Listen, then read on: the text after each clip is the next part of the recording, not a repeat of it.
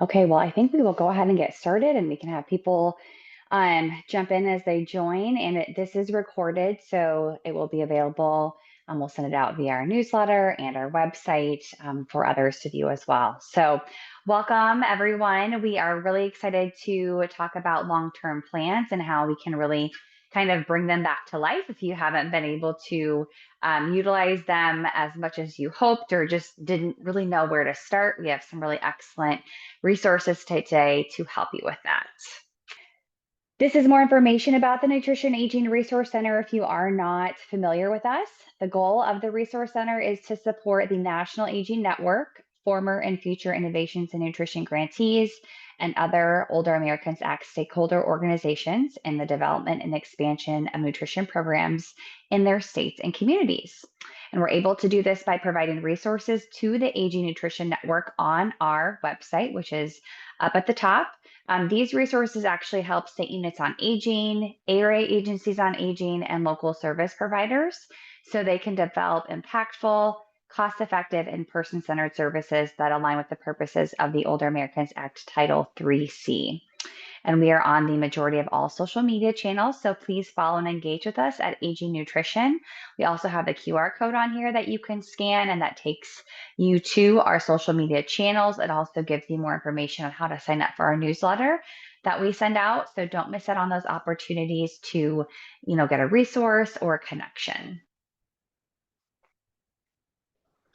Okay, so we're going to start off right away with some introductions. I'm Ashley Danielson. I'm with the Nutrition Aging Resource Center. I work with a lot of our innovative grantees and the work that they do, and also just on kind of helping the Resource Center market the work related to grantees and other amazing things that we are able to do with sharing to the Aging Nutrition Network. We have two great presenters today, Alex Bauman and Eugenia Kendall, and I would love for them to go ahead and start with introductions. Thanks so much, Ashley. My name's Alex Bauman. I like to say I wear a couple of hats. One, I serve as the director of the Nutrition and Aging Resource Center, which is hosted by the Iowa Department of Health and Human Services. The Iowa Department of Health and Human Services is the state unit on aging. So I also have a team of subject matter experts that provide program experience to our Iowa area agencies on aging. So I get to work with our Iowa area agencies on aging directly. I started at the state unit on aging in Iowa in 2018 as the dietitian for the state. So in the past 6 years or so, I've worked with the various programs, and I'm a dietitian by background, so nutrition is a very special place in my heart. And good morning, everyone. I'm Eugenia Kendall. As you can see, I'm the Strategic Planning and Assessment Coordinator. I've worked for the Division of Aging Disability Services for 3 years now. And before that, I worked at an area agency on aging for about 7 years. So I have a perspective on how to kind of develop the area plan and also now putting together the state plan on aging. So happy to be here. Thank you. Great. Thanks to you both for being here for us today. Okay, so when we think about long-term and long-range planning, we most often define it as a concrete set of strategic goals, objectives, strategies that also contain some form of performance measures, whether that's like short-term, intermediate, long-term outcomes that really helps to impact the direction of the agency over multiple years. Some examples of long-term and long-range planning is strategic plans, business plans, our state plans on aging, area plans on aging, and also more kind of recently multi-sector plans on aging. This type of planning usually involves multiple entities, such as, but not limited to, subject matter experts, advisory boards, board of directors, consumers, the general public, service providers, and community providers. Eugenia has such a wealth of background of working on these plans at various levels. So I'm so happy that she's on today's call. if you have time, for those in the audience today, I'd encourage you to pull up your state plan or your area plan or whatever long-term strategic plan you might use at your organization. It might be nice to refer back to that and jot down ideas while we chat today. There is a question we'll ask you all at the end of this presentation, where we might ask you to grab one of those goals or objectives from your plan, and we'll work on it together and try to make it a little bit better. Right. Thank you, Alex. So next slide, please. Okay, so this is really where we get, the majority of our information on kind of what's needed in terms of creating a state plan and area plan. And so Ashley's going to add some links into the chat so that you can connect directly with some of these important rules and guidelines. And one is the Older Americans Act of 1965, and then as amended. And that gives in section 306 details on area plan requirements, and then section 307 gives you more details on the state plan requirements. And then, as most of you probably know, there's this whole kind of final rule of the Older Americans Act. And so the Administration for Community Living issued this to really help modernize, what we do for the Older Americans Act. It'd been a very long time since it's been modernized. So I think we're all still trying to get a handle of what that looks like. But essentially, the state plan requirements are that each state, in order to be eligible for the grants from its allotment under this title, for any fiscal year, we need to submit the Assistant Secretary of State plan for either 2 years, 3 years, or 4 years. So you kind of decide as a state, which kind of length of time you want to enact this plan for. And for the state of Iowa, we choose to run a 4-year planning period with annual reviews. And that just seems to kind of keep everybody, a little bit more flexible. And I know I've worked in other places where we've had maybe 2-year plans, and it's just, it feels like you're just getting done with one and you're starting it up again. So 4-year kind of helps everyone breathe a little easier, if you will. So there's some very specific content that we must provide within the state plan that includes, a narrative, and then the narrative includes executive summary, the context, kind of quality measures, goals, objectives, strategies, and outcomes, along with other kinds of documents you need to include, like a signed verification of intent, state plan assurances, information about requirements and interstate funding, federal funding requirements. So, and then area plans. So each area plan needs to be created by the area agencies on aging that prepare and developed kind of that area plan for their planning service area. Again, they put together the 4-year plan for the state of Iowa. And really that's, again, determined by us to do, but then the state unit also provides area agencies on aging with a common statewide area plan template. And we'll share a little bit more about that in a moment. So definitely kind of capture all those links in the chat and save them somewhere so you can reference that and click on those later. Next slide, please. Yeah, so we'd like to now get a little bit of your input, and I'll introduce myself as well. My name is Jocelyn Evans. I'm going to help be a moderator for the discussion today. So I'm a consultant dietitian with the Resource Center as well. So Ashley's going to put up a poll here. So the question is, are you involved in the creation of your state and/or your area plan? And I'll give about 20 seconds or so to get your answers.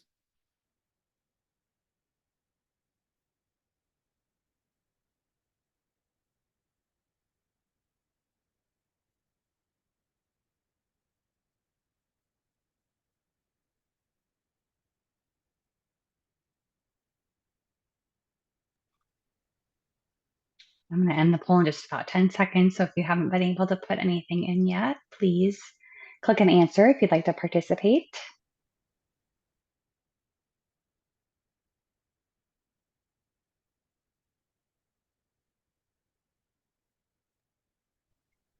Can you all see those results? Here, I'll share them. There we go. Can you see them now? Okay, perfect. So it looks like it's about half and half, no and unsure. So that I think that gives us some great feedback on kind of where you're at, and maybe help us with some of our question and answers here. So next slide. So Eugenia, you have a really unique perspective from working on long-term plans at several organizational levels. From working at a provider nonprofit, an area agency on aging, and now for the state unit on aging, can you tell us a little bit about your experience at all those three different levels? Yes, thank you, Jocelyn. So one thing that I didn't say when I introduced myself, I also worked for United Way for about 13 years. So in that capacity, I participated in kind of several activities related to the area agencies on aging conducting their needs assessment. So of older adults is kind of they develop their area plans. So if you're out there and you're not sure if you've kind of participated in the development of this, definitely look for those opportunities, especially right now with your local area agencies on aging, because they may be actually actively trying to get some input on their needs assessment. And then I also used to lead kind of a community investment process that allocated resources to the health and older adult providers. And we definitely used the area plans, those regional plans, because they were such a wealth of knowledge of information about kind of the needs of older adults in our area. So then when I went to the area agency on aging for 7 years, I led the efforts to develop their area plans. And I also created kind of a needs assessment tool that was used by several other area agencies on aging in our state. So then when I got the pleasure of now working for the state unit on aging for 3 years, I'm really leading kind of the efforts in reviewing the area plans and coordinating efforts to develop the state plan on aging. And then one other level of kind of long-term planning that I'm involved in is kind of represents multi-level perspectives that is more with a multi-sector plan on aging. So we're going to see some cross or intersections between our state plan and the multi-sector plan, which is more of aging across the lifespan. But there you go. Great. Thank you, Eugenia. Yeah, I think you have a really great perspective on how to best make those all those different plans. So Alex, you've said you worked at the State Unit on Aging as a registered dietitian. Can you tell us more about your experience with the state plan in respect to nutrition? Yes, when I was reviewing and contributing to our last state plan cycle in the state of Iowa, I'm really conscious about a few things. First, I think about, are we meeting the intention of the Older Americans Act nutrition program? It's very clear that the nutrition program has three purposes: reduce hunger, food insecurity, malnutrition, reduce social isolation, and prevent chronic disease. So that's my base. And then I'm layering on and prioritizing those at greatest economic and social need. I'm looking at the unique needs of Iowa through the data I have on hand and needs assessments. And I'm looking at the current projects happening at the area agencies on aging, or current projects happening through other organizations that work with older adults and their caregivers that address some of those needs. So I like to see what's currently happening, what are the needs, and what are the priorities. I also review the area agencies on aging's area plans. I see what initiatives are happening there, what's working well, and how can we support them or expand them in those areas. And so that is how, that's the information I gather to start drafting the content in the plan. Great, thank you. It sounds like you're using a lot of data to really drive those plans. So that's wonderful. So Eugenia, I'll send it back to you. What tools do you find helpful for creating a long-term plan? Sure. And if we can go to the next slide. Ashley will also be providing links to these resources I'm sharing with you right now. So the first one is Advancing States, and that's our National Association of the State Units on Aging. They provide tools for planning on development of the state plan and area plans, including a planning process. They post copies of all of the other state plans on aging, so you can take a peek at that. And there's some agency profiles for all the states, so you can see kind of in a quick snapshot, like what other states' priorities are, the populations that they serve, and their funding resources. So then there's also a link to the Administration for Community Living website. That's our funder, where we receive our Older Americans Act funding. And they provide an overview on all of the Older American Act programs, grant opportunities. They also have the AGID, or Aging Independence and Disability Program data portal. And that is wonderful because it provides you with special tabulations from the American Community Survey. Sometimes they don't capture information 60 and over. It's like either 65 or some other age range. But so they specifically get the 60 and over and a lot of the US census information. And then there's a strategic framework for the National Plan on Aging that just came out in March. Very interesting. And profiles of older Americans. And then they also report to Congress. So they have reports there that you can kind of see what they're saying about what we do. And then the ACL Administration and Aging Program Instructions kind of has a link for how to develop a state plan on aging and link to kind of guidance on equity complement. So there's some examples of how the state units on aging may be addressing kind of equity in their state plans. Yes, I'd add, I've definitely used the tools Eugenia mentioned. I also find it helpful to scan what other states are doing. I'll take a look at their websites. Usually they're all public on their websites, and see if there's anything that would work well in our state. Again, I reread our area agencies on aging's area plans. And I also like taking a look at our state's public health plan, because there's a lot of crossover with those counties' priorities and the health of older Iowans.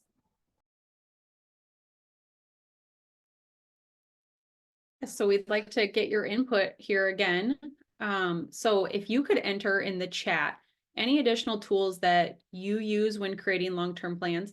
So I know at the beginning, we asked about if you're involved in the creation of any of those plans, but this could be any type of long-term plan that you maybe utilize at your organization. It doesn't necessarily have to be that state plan on aging or area agency or area plan on aging. So I'll give a couple 30 seconds here to maybe add any in the chat. And if for some reason you can't access the chat, you can always add into the Q&A box as well. So I'll be looking at both.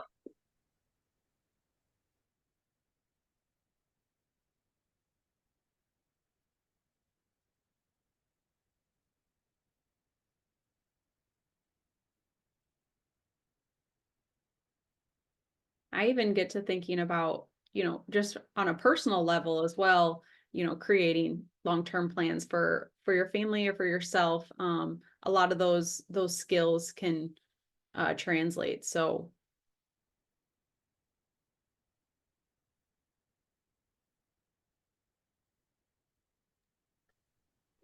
And this could also be a time to ask any questions that you have about just kind of that creation piece with the resources.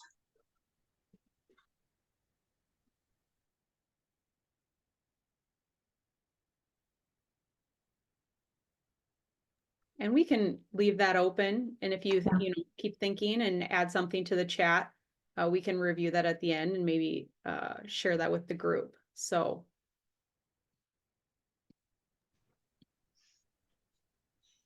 Okay, Eugenia, I'm going to throw it back to you again here. All right. I'm ready. A long-term plan is complicated. How do you even begin? Where should I begin if I wanted to start creating a long-term plan? Yeah, Well, and as we saw earlier, no, now people aren't sure if they're either involved or even maybe they are not doing it yet. So this is a great place to be. So what I've done here is given you some key decision points. Again, I've taken from the Advancing States Planning tool that state units and area agencies on aging can use as a guide when developing their plans. So when you look at the Advancing States website, you can click on each one of these key decision points to receive additional information and guidance regarding kind of a definition of what it is, key considerations, questions specific to the decision point to be asking your other entities, and kind of suggestions on individuals and groups to involve with each decision point. So it's just it's just great resource. So definitely start there if you're not sure how to begin. And then next slide, please. So, but I want to kind of walk you through what Iowa has done, or kind of, me stepping into this role, kind of the approach I took was really to first research other state units on aging, what their plans look like. And what I started to see was there's some kind of common elements that made a good plan in terms of how easy it was to understand the goals, kind of following through the strategies to the measures. I then kind of was able to then coordinate efforts with our program staff to assess our achievement within our current plan. So again, some of the questions, did we accomplish our goal? What do we need to carry forward into the new plan?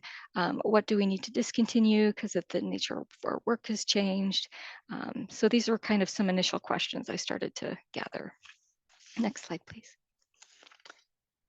I also then reviewed area plans, and I found some kind of common themes within their service gaps, which is what we had currently have them, the area agencies on aging identify kind of their service gaps, and then they develop strategies to address those gaps. So then I kind of drafted a new streamlined view of what the state plan on aging could look like using, the research and the staff feedback and the area agency on aging and the guidance from Administration for Community Living. And then because what I found was when I just asked, well, what do you want to move forward on or discontinue, didn't necessarily result in kind of the like newer strategies. What could we be doing? What is it we want to be doing? So I held a series of reimagined state plan on aging sessions, kind of with each program staff area, to review kind of what the current plan looks like, and then put together some proposed goals and objectives, what it could look like. And this is where I kind of pulled from other state plans and kind of the direction they're headed with the new ACL guidance and new topics, that kind of thing. Next slide, please. So then once we kind of shored up what the new goals and the objectives look like, worked again with program staff to develop strategies underneath each objective that also included performance measures. And we built in some short, intermediate, and long-term outcomes, because that was also kind of the direction that ACL was wanting us to go. And then to further demonstrate the connection between state plan and area plans on aging, developed a kind of a series of logic models, which I'll show you how to do, that we did. And this is really to understand, what are we each trying to do? Kind of what are we doing at each of these levels to ultimately achieve that long-term goal? Wanted to make that really clear. And then I also will be using our multi-sector plan for aging and the community engagement results from that to kind of also help shape our strategies. Because these plans shouldn't be separate; they should kind of show that integration, the intersection, and how they're kind of all fitting together, if you will. We've received input from Advancing States on our proposed plan, from the area agencies on aging about the goals and the objectives, and then also Sage Care to make sure that we're kind of including some of our health equity pieces with diverse populations.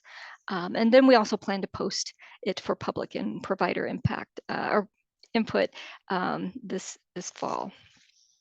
So next slide, please. So I know you're not going to be able to read this. It's more of a visual tool to show you kind of the crosswalk that we did. So the kind of box on the left is our current plan, and you know, it has 3 goals, 31 objectives, and then it shows kind of lines where you know, we're not necessarily getting rid of things, but they're kind of lining up and becoming a little bit more streamlined and maybe clear in, you know, what they're trying to achieve and address. So we went from 3 to 4 goals, but we were able to combine and streamline into 20 objectives. And then the highlighted ones were kind of newer areas within ACL that they want us to be addressing, like you know, malnutrition, and we had some health equity pieces in there, emergency preparedness, that kind of thing. So next slide, please. Oh, Alex, I will pass it back over to you. Thank you. Thank you. I wanted to provide a nutrition specific example of what we included in our previous state plan. So when you're thinking about your long-term plan and what does this look like in regards to nutrition, this can give you a good idea of the language we're talking about. So it was objective 1.4, improve the reach of nutrition education and counseling to older Iowans at high nutrition risk by 2%. So, and then we included 3 tasks in order to reach that objective. So consult with the AAAs on implementing an automated process to identify consumers whose intake or assessment responses show high nutrition risk indicators and refer them to additional service interventions on a monthly basis, such as nutrition counseling or options counseling, to increase the percentage of high nutrition risk participants that receive nutrition counseling by 2%. So you can see there's a lot of details in there. I'm not going to talk through each task within here, but I wanted to give you an idea of how specific that looks and how the specific action steps we said we would take, at what interval, what percentage, what does that look like? So I found that to be a good, helpful example to just pull this conversation back into nutrition.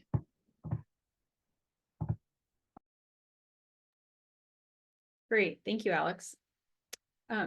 Just quick before we go to the next question, I just wanted to mention, if you were having trouble with the chat, you can also utilize the Q&A. So if you do have a question or want to answer or add any comments, I just wanted to note that with the chat. So, And Jocelyn, just to jump in, I think I fixed it. So I apologize. I just saw that it was off for everybody and now it should be on. So if you have any comments, add them in, please.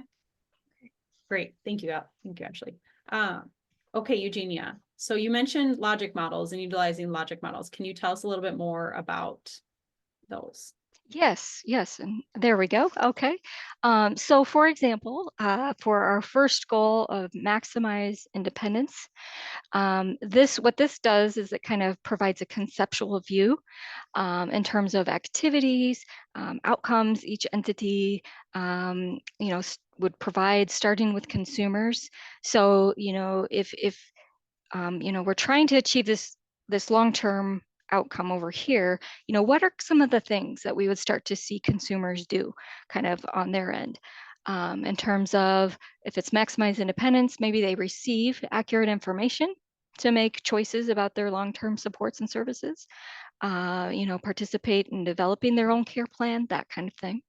And if they do that, a short-term outcome might be that they've increased their knowledge about No Wrong Door system or ADRC, you know, kind of how to access those in-home supports to perform their ADLs and IDLs.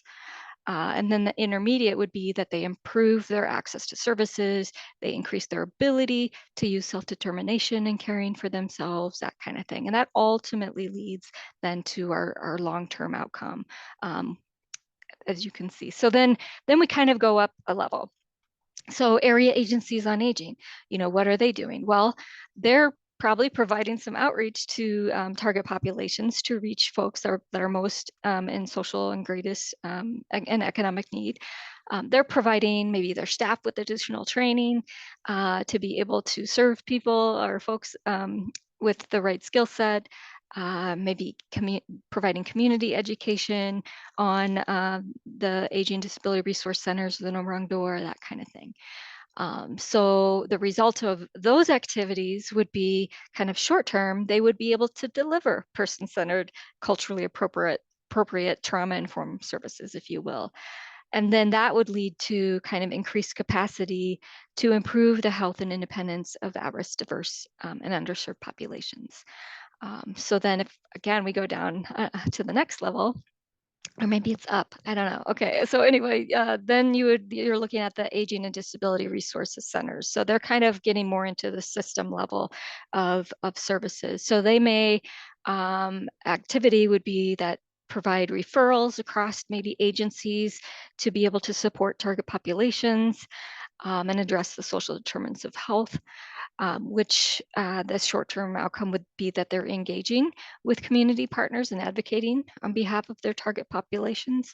And then really that intermediate then is to improve environments and the conditions for which these services are being delivered. And then at the state unit on aging level, we're really advocating for area agency on aging funding kind of based on those target population needs and gaps. And kind of we improve the monitoring and policy changes of OAA services. We increase partnerships maybe at the state level that needs to happen to make things kind of flow easier at area ADRC and AAA level. And then really with that would result in securing additional resources to support the aging and disability system, and ultimately improving access to OAA services. And it's our kind of way to then be able to blend and braid funding across multiple partners. And all of those things working in concert together would then lead towards achieving that long-term outcome. So it's really important, I feel like, to share this kind of a view in how we're approaching addressing these very large goals. Yes, I really do appreciate the logic model approach. I think I'm a very visual person, and sometimes plans can get very text heavy and long. So I think visualizing it through a logic model makes sense to me, and it makes sense to several of my team members too. So I find it helpful as people are in their planning stage to build it out in a logic model, but also just placing it right into their plan. It provides the reader with a couple of methods of digesting the content. Thank you, Alex. Yes, yeah, that's great information. I think we all have the same ultimate goal, so kind of is a way to show everybody's activities. So thank you. So Eugenia, what are some small changes you are making to the area plan creation process? Yes, very good. So one of the state's units on the aging role is to provide area agencies on aging with kind of a template to be able to complete their area plans. And in Iowa, we have kind of both the state unit on aging and area agencies on aging developing their 4-year plan at the same time. So we provide area agencies on aging with guidance and technical assistance, kind of first on how to conduct their needs assessment. We've provided a series of technical assistant webinars to kind of get them into identifying maybe target populations that they need to serve. And that's through kind of like using, census data, service level data, seeing where the gaps are, seeing where those most areas of need are. And then we recently had one on community engagement of people of color. And we're going to kind of build in more series on, how to reach outreach to tribal communities and people with disabilities, just kind of layering in some more technical assistance on how best to serve all of these, kind of diverse and underserved populations. And we're in constant conversation with area agencies on aging during their needs assessment process. And we'll really base kind of our definition on populations in greatest social and economic need, kind of based on the census view and also the area agency on aging needs assessment findings. So with that said, within our new area plan template, we'll be providing kind of the common statewide goals and also objectives and also measures. So what we're trying to do is show our collective impact. How we currently have it set up is everyone's very kind of unique and different. They can put their own language, on what those service gaps look like, and they can, develop their own measures, and it's kind of all over the board, if you will. So we want to be able to make this a little bit easier for them and connect them more fully to the state plan and really show that very strong connection of what they're doing to deliver and provide services at the level and how it connects to achieving these broad statewide goals and objectives. So there will be a series of drop-down boxes where they can kind of select from pre-populated text in terms of, so they'll be able to select from a list of objectives. They won't have to do everything or align with everything, but there'll be some, maybe under goal 1, let's say there's 5 objectives, they need to address 3. So they get to choose which ones they address and align with. And then they also get to select kind of the population of greatest and social economic need. So again, that's kind of defined by us, but they'll be able to define who they specifically are going to be working with. And then we're also exploring the possibility of maybe even having pre-populated strategies for them to choose from. That might be, when we brought up the idea, they're like, oh, that would be great. Then they really clearly know kind of what, what they might be needing. We're going to have kind of additional conversations before we actually, publish this so that they can give more input on, what they feel is possible and doable, that kind of thing. And with all of these pre-populated, there's going to be opportunities for them to write in other, because we recognize, especially kind of as we move more into this streamlined and needing to show your outcomes world, we also need to leave in some of that flexibility there. But I think if we're able to really give them a clear picture of the measures and outcomes that we can collectively achieve together, that's really going to help us move forward and maybe even get additional resources where we might see some gaps in the system. So again, using the drop-down boxes and the pre-populated language will really help us make it less time-consuming. I think from their end, where they'll just be able to drag and drop what they're going to do. There'll still be some text boxes for them to put more details on, like activities they'll be doing to achieve or strategies to achieve those objectives. But it's going to be easier on our end to review and help give us a more clear idea really of the partnerships maybe that we even need to form to develop additional resources at the state. So, but all of this is meant to show more of that collective impact, which we haven't done it yet. So you'll have to have us back in a year and we'll tell you how it actually is going. So. Yeah, I think that's a great idea. I think, from a AAA perspective, I'm sure that will feel less overwhelming and kind of give them somewhere to start. So I'm excited to see the rollout with that. Thank you. So Alex, how do you create a high quality goal?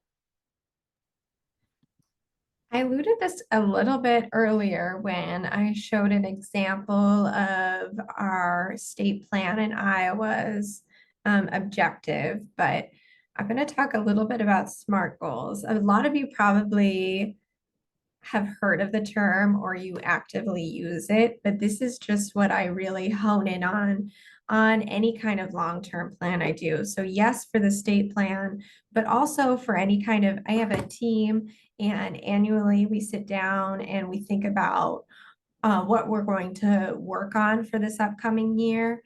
And so that's one of our internal strategic plans. And I can consistently talk about SMART goals. So SMART stands for specific, measurable, achievable, relevant, and time bound.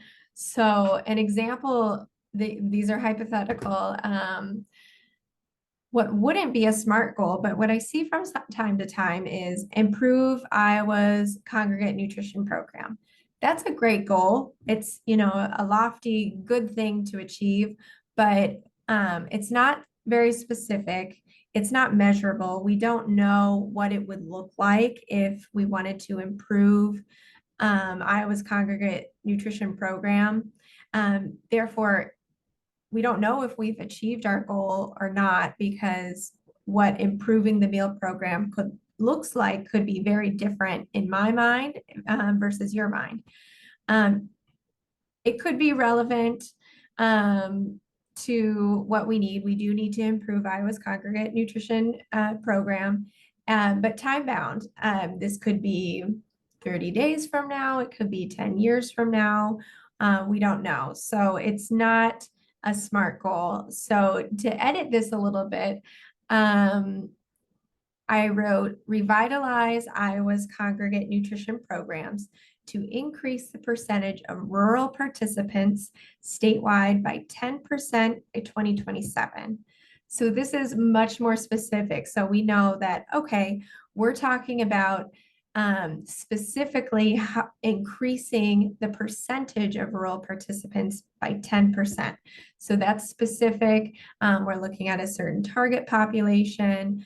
And then it's also time bound. So we put a date in there of 2027.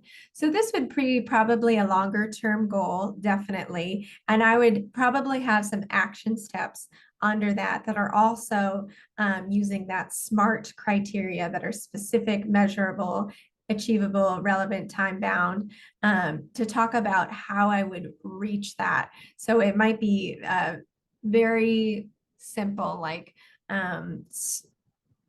review the rural data with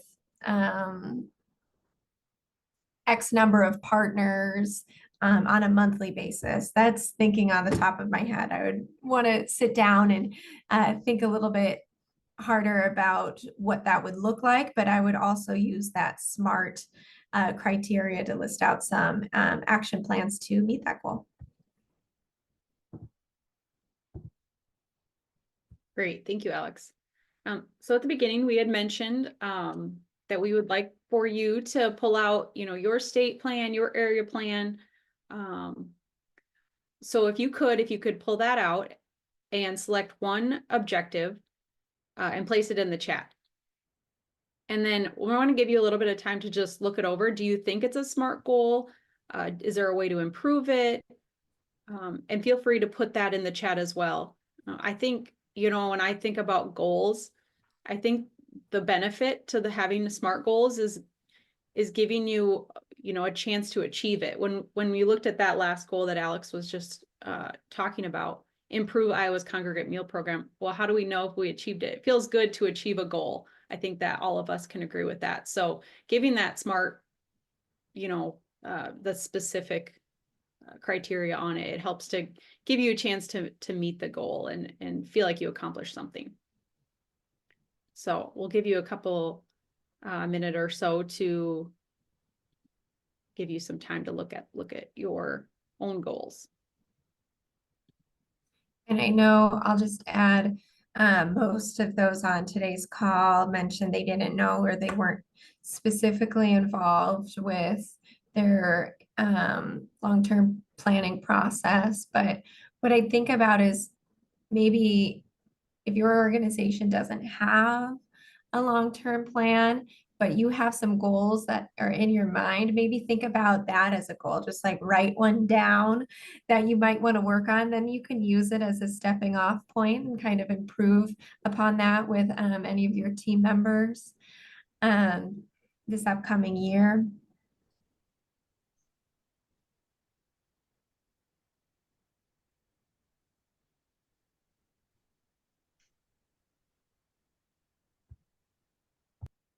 don't have anything in the chat yet, so we'll see if we can do a little bit more time here to allow people to put something in. If you don't have access to the chat, again, you can put anything into the Q&A, but everybody should have access at this point.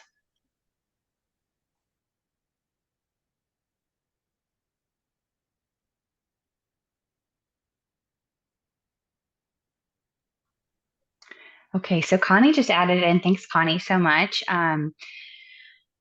A good, let's see, this is one of your objectives. So support aging services and programs that promote independence and self-determination of choices.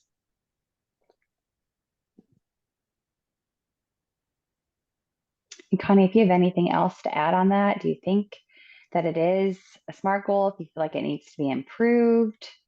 Anything, any thoughts that you've had about it, especially since you've been on this webinar?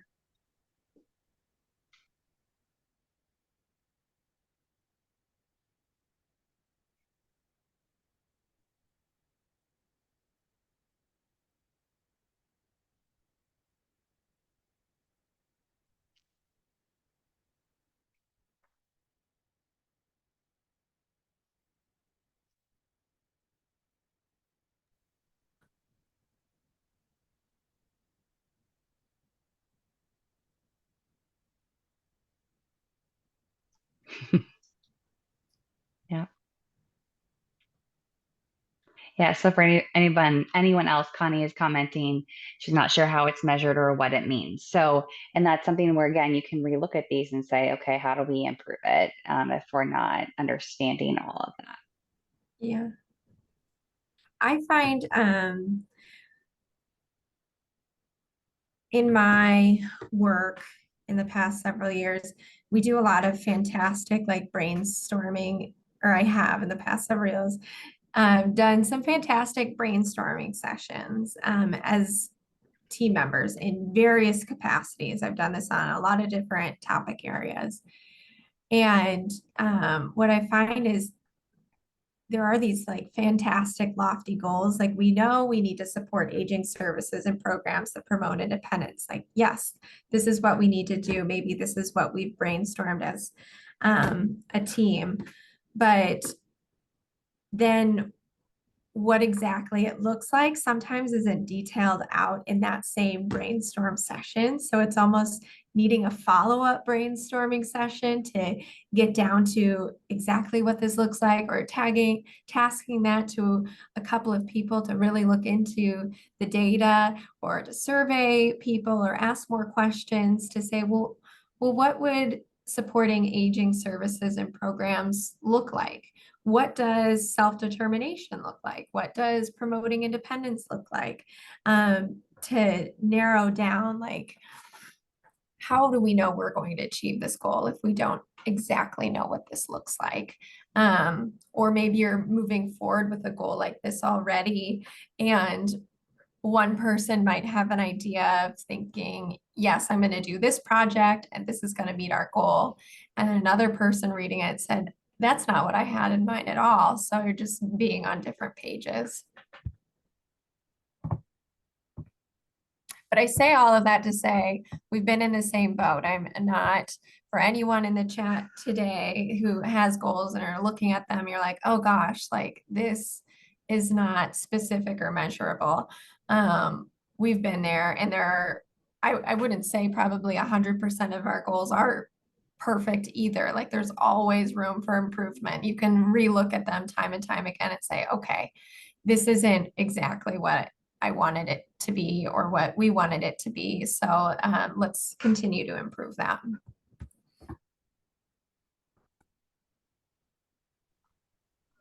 Okay, and Connie added a little bit more in the chat for those to read with the outcome measures for that specific objective. Okay, good. Thanks so much for sharing that, Connie. Do you want me to advance to the next slide, or any other comments on that, Alex or Eugenia? I don't have any other comments. Eugenia, do you have any additional thoughts or Well, recommendations for Connie? I was thinking, thinking it through. And I think it's kind of like with these really broad level issues. We need to kind of ask the why question, Yeah. like several times, like maybe even 5 layers of why. Why is it that we support aging services and promote this? Well, it's because if they, like it's like you have to start understanding the why behind it. Well, we ultimately, yes, want to keep people in their home. We want to make sure that people aren't going into an institution maybe prematurely, if you will. So it's like being able to really think through, well, what is it we want to achieve with this is going to then maybe help you define that goal a little better. Because is it that you want to do this for everybody? Are there certain maybe disparities with other populations that you might want to target that goal on and help even further define kind of, well, gosh, it's like that, what is it? The 20-80 rule, it's like 20% of folks are taking up kind of 80% of the resources. So it's like, how can we reach that most at risk, socially and economically needy folks, to be able to really make a difference in that objective. So that's what I've got.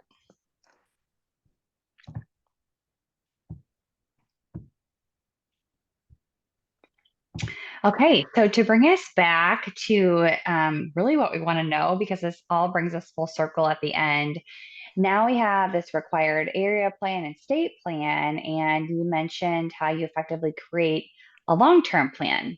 So where do we go from here, and how do we make sure that it really just doesn't sit on the shelf and collect dust?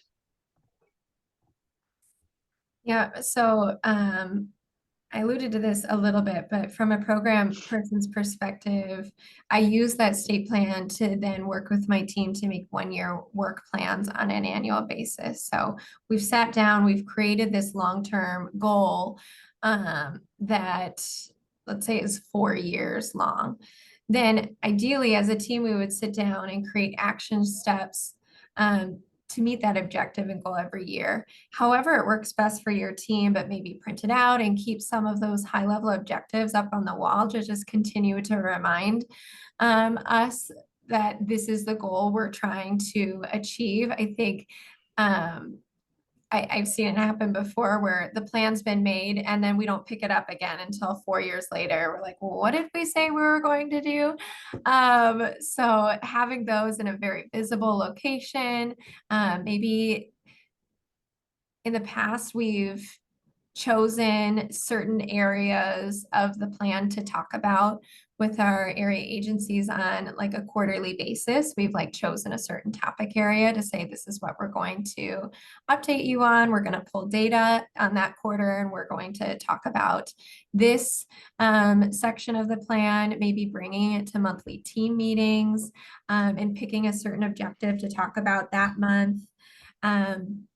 We've created data dashboards for our area agencies and for our staff that's very personalized and specific around their area plan. So we could show in the data how it related back to their plan and then how it related back to the overall state plan. So I think finding little ways in how you're continuing that conversation, both internally with your staff and your team members and externally with your partners, and even like the signs you have on the walls can help you infuse that it's an actionable plan. It's not just a hypothetical plan. It's an actual plan that we are using to inform our work. And, I just echo Alex's comments, attaching the indicators and performance measures to those long-term, planning goals, objectives is really a good way to be able to, kind of track and monitor your progress on either that monthly, quarterly, annual basis.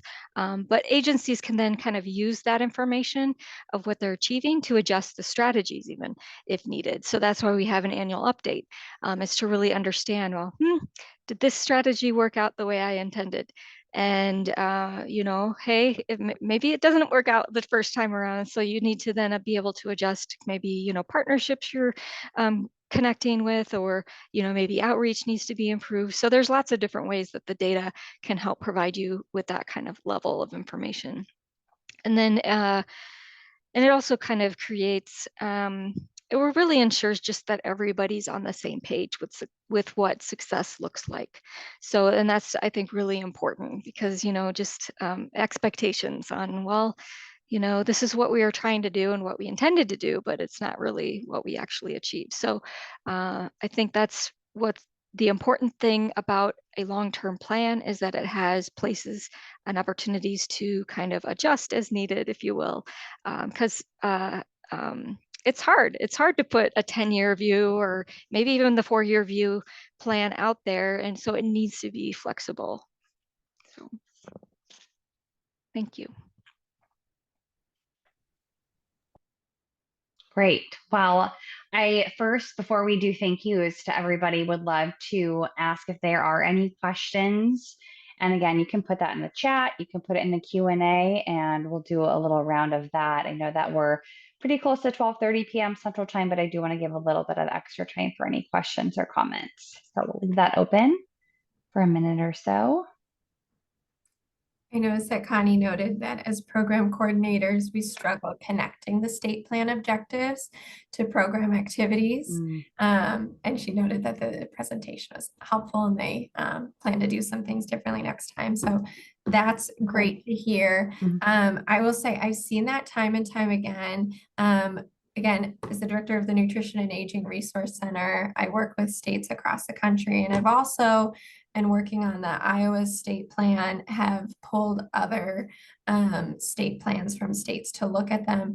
And what I hear when I talk to people is sometimes, or even area agencies, sometimes they have a plan writer, like a plan writer person, like kind of like how we have here Eugenia, she's in charge of writing the plan. However, if that plan writer is often writing this plan in silo without the input of like the program people or the other organizations that they work with, how can you have a plan that's really reflective of what you're trying to do?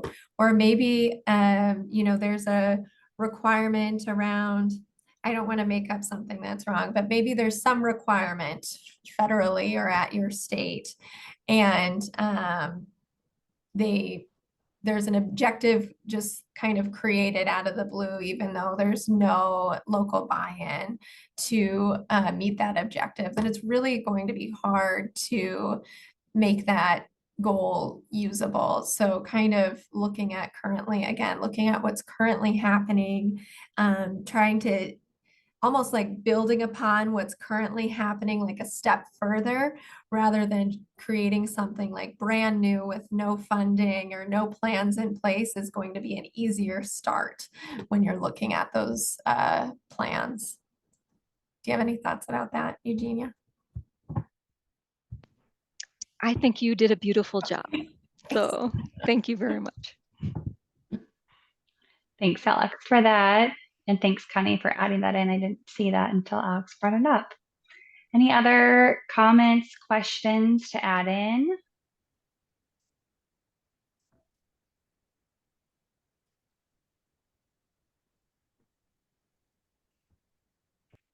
I know there's just a few of you here, but Connie, I mean, please reach out to us if you need any examples or of anything. We are all here to support each other, right? So yeah, thanks, Eugenia. Well, with that, we don't have anything else coming in. So just a really big thank you to Alex, to Eugenia for being our experts today on that long-term planning. I think this was very beneficial and was able to give this group many resources to move forward. Thanks to Jocelyn for being our moderator. And we will again send this out via our newsletter and have it available on our website very soon for you to view and to share with others. Thanks so much again, and have a great rest of your week.